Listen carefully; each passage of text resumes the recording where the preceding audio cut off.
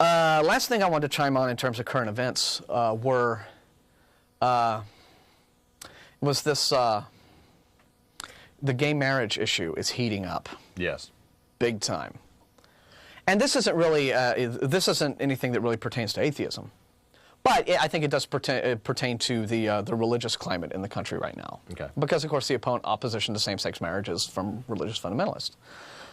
But, and then Massachusetts did its thing, which, the Supreme Court in Massachusetts basically said, no, you got to let him marry. And that threw the religious right into a panic. Into a tizzy. But what no one was expecting was for what San Francisco did.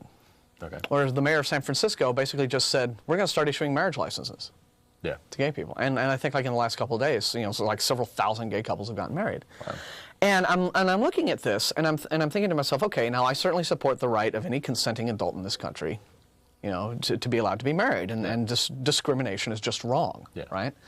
But I'm a little troubled by what's going on in San Francisco. Okay. This is going to be a position that is probably going to be controversial among people on our side who are watching right now, who are, but because atheists in general, we believe in equal rights, we're against discrimination, we're all for freedom and liberty and all that kind of stuff. But I'm looking at what the mayor and the city manager in San Francisco chose to do, and I'm thinking to myself, I really don't see that this is necessarily, at least in principle, much different than what Judge Roy Moore did. Okay. Well, because what did Judge Roy Moore do? Judge Roy Moore says, okay, I don't like the law right now. Okay.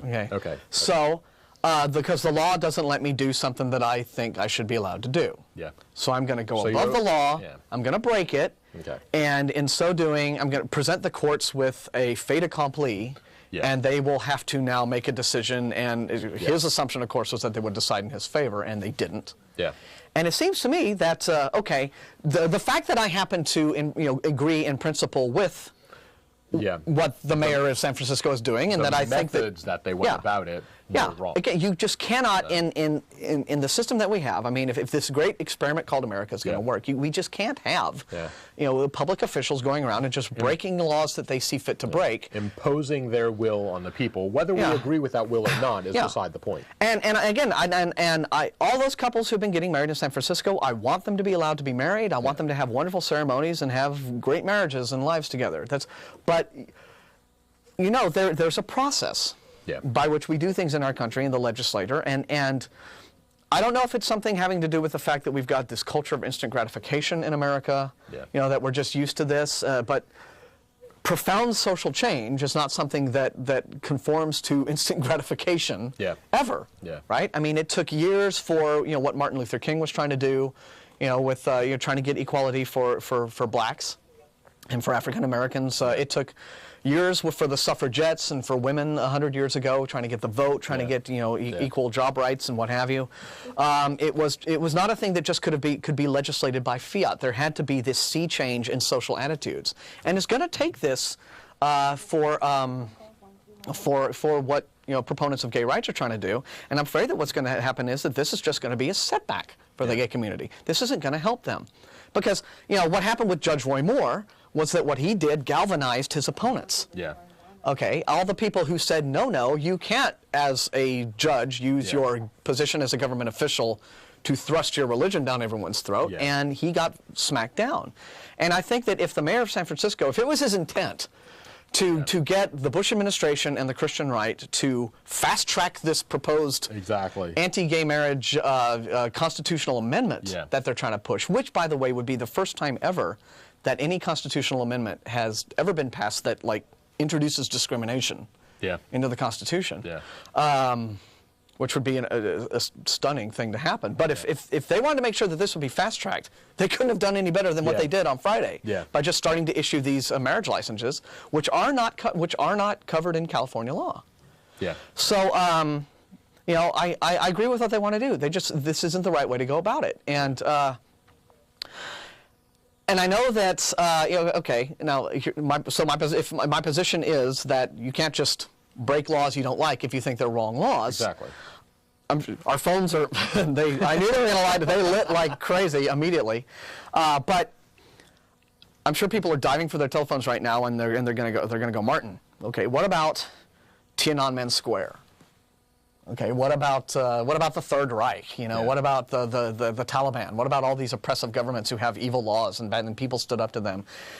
And I've given a lot of thought to that, and I think, okay, I think that's a different kettle of fish entirely. Yeah. Okay, we're talking about, now that's an entirely different system of government. If you want to talk about some evil, totalitarian, oppressive regime that's out there, you know, that doesn't guarantee any of its citizens any rights, you know, you can't vote, you have a dictator in power, it's all fascistic. You know, no one has a congressman they can call up. Yeah. You know, if you're some poor Chinese peasant living out in the provinces and under a communist government, you don't have a congressman you can email with a grievance, right? Yeah. If you live under some sort of oppressive regime that makes you walk around wearing burqas and stuff like that, that's a different kettle of fish entirely. Yeah. Okay. Now, and I know that the Bush administration, a lot of people involved, you know, are sort of little Cub Scout fascists in training. They're these wannabe fascists, right?